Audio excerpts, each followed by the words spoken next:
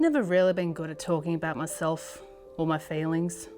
To be honest, I don't think I've ever really been good at talking in general, especially to other people. And yet, I guess talking to others is what made me known to the world, for better or worse. I'm former quiz show host Tanaya Quinn, and I'm this week's participant on Broad Strokes.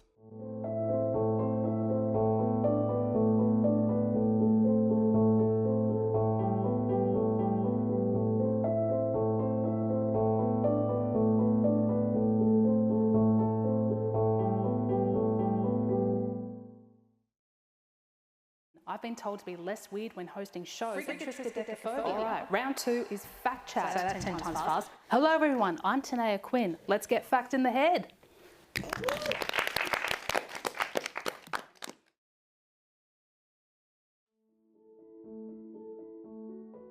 started during lockdown. I was stuck at home up in the country and Leon was here in the city.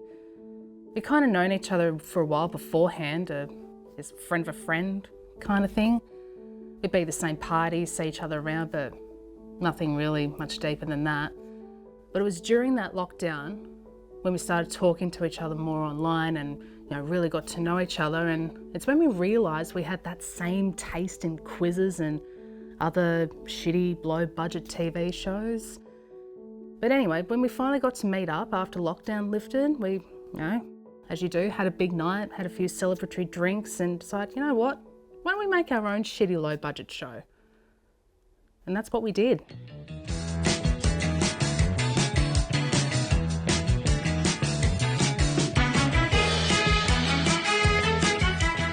It was a simple idea. Fire a bunch of questions at people while they attempt to draw a horse within a set short amount of time. We were going to get another friend of ours to be the host, but he was just starting up his own podcast series and being too busy with that, so he ended up saying no. And it came down to Leon and I flipping a coin to see who'd be the host.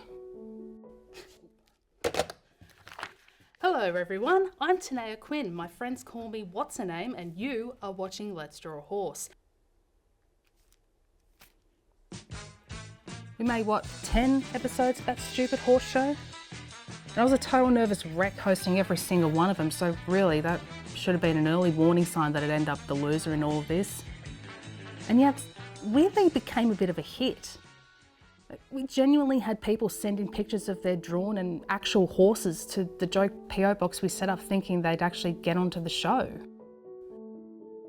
Just after we put that last episode up, we were approached by the network and they were looking for people to front a new quiz show they were putting together and asked us if we'd be interested in coming in for an audition, and that's where things really started heading south.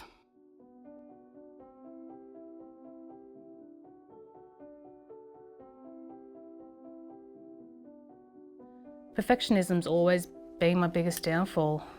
And I think having so much anxiety in front of the TV cameras made that perfectionism, and as it turned out, my need to have total control over things I couldn't control just so much worse. I mean, the reviews we got didn't help at the start. The questions were too hard, the prizes were too shit, the hair was too frizzy, too red to be on commercial TV, the title was inappropriate for the time slot. Why couldn't they just brought keynotes back, that kind of thing? I wanted to prove them wrong, and I wanted to do everything I could to prove them wrong. I wanted to be the host and be the co-host and do those prize reads myself. I mean, I wrote those prize reads, but they weren't being said right. I wanted to be behind every camera. I wanted to be in the control room calling every single shot. And the fact that I couldn't do everything and be everyone turned that anxiety into straight up anger and turned me into something just totally awful. By the time the show got axed, look, there's a reason I was called the tyrant by the press and everyone backstage. You're taking the piss, aren't you? It's Star McCona in the dressing room. And you of all people should know that's international roast only, for f***'s sake. You know what I just saw in the edit suite? My left eyebrow's where it should be, and my right one's high enough to touch the sky panel. Me, I'm not old mate quizzical eyebrow Mark Fennell. And you know what else? All quizzical eyebrow Fennell shows him in a swivel chair. You know what? Get to the point where the swivel chair's going to do a better job on this show than all of you lot put together. And as you can imagine, things between Leon and I just completely evaporated during all this. There was no healthy working relationship at all. In my mind, I was the quiz master in absolute control and he was just there to look pretty. There was one time we met up for lunch when I was really at my worst, but yeah, I think everyone knows what happened there. So yeah, we were having lunch together. And yeah, I was eyeing off this chip. It was like perfectly salted. It was the right... The chip, you know? It had that little... It had the golden edges, you know? Yeah, you know it's been done right, you know it's been done right. And she took it. And she ate it right in front of me. She had the audacity to eat the chip that I was eyeing. Did she ask? Well, no, neither of us said anything like that. Bitch! She should know better. She's meant to be your host. Yeah. Why are you hosting the Halal Snack Pack? It doesn't stand for hosting snack pack. That's it. In hindsight, I should have taken that as a sign that, like, she was just gonna flip one day. I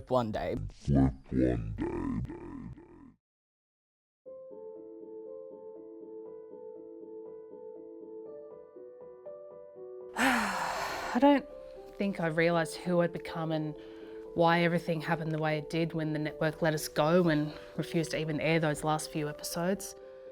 I was still under the illusion that it was everyone else's fault but my own, I guess.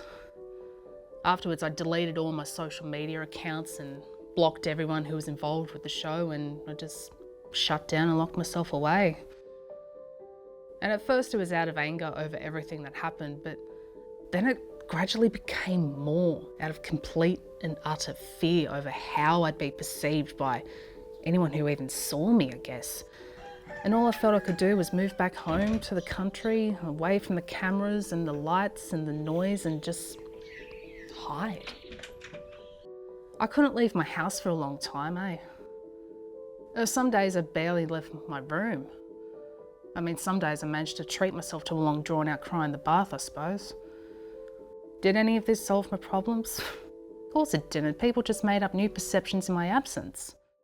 Because I saw someone actually down in the mall the other week. Yeah. 3 horses. 3. Standing up, leading the other 2, standing on the other, screaming in the streets about some guy named Gary. What a f***ing power trip you have to be on. But that's not on. You can't go from star of a semi-successful, by the sounds of it, fact show. Yeah. To going around spreading your nuisance. So there's a good chance that she's still like Here. Here. If it wasn't photoshops of me screaming at any old Gary like Gary Sweet or Gary Beers, it was the magazine splashed me on the front page with a new celebrity beef for the week, and I think I counted the odd baby bump or 2 in there for a while. And then I got those people who were putting out the videos saying, oh, where's Tanaya? Or, oh, I saw her at the shop spelling out the slurs on the spice jars. I heard that she has been confined in a warehouse and is being forced to churn out crossword puzzles for Take 5 magazine. That might be her. Tanaya, are you in there? I don't think she's in there. There's a very simple solution to this, and it is 3 words. Polar ice caps. Well, I'm pretty sure I saw her swapping the marmalade jars at the buffet. Wait. Nah. Let me see you later. It makes sense that someone who's so fact in the head would be taken to do that. She's nowhere. All for naught. Where art thou, Tanaya? Well, the last I heard, Tanaya was spelling out rude words with spice jars at Woolies, so, but you didn't hear it from me. I mean, I tried to ignore it, of course. I didn't want to engage or pay attention to any of it. But, it's like anything these days. You find something, then you get so absorbed into wanting to know more, and you dig deeper and deeper until it all becomes so consuming and overwhelming that you just want to switch off and disappear from the face of the earth.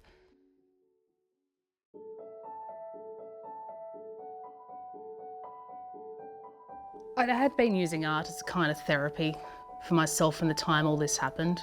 I've got full diaries and journals of drawings and paintings that I actually consider bringing in for this show, but to be honest, I don't think I'm ready to show those, and I just need to keep those to myself for now.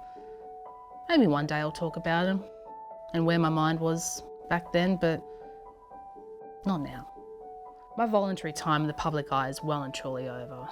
I mean, television plays really cruel tricks on people and turns those who have no business being front and centre into complete monsters, and convinces the public that actual monsters are respectable members of society.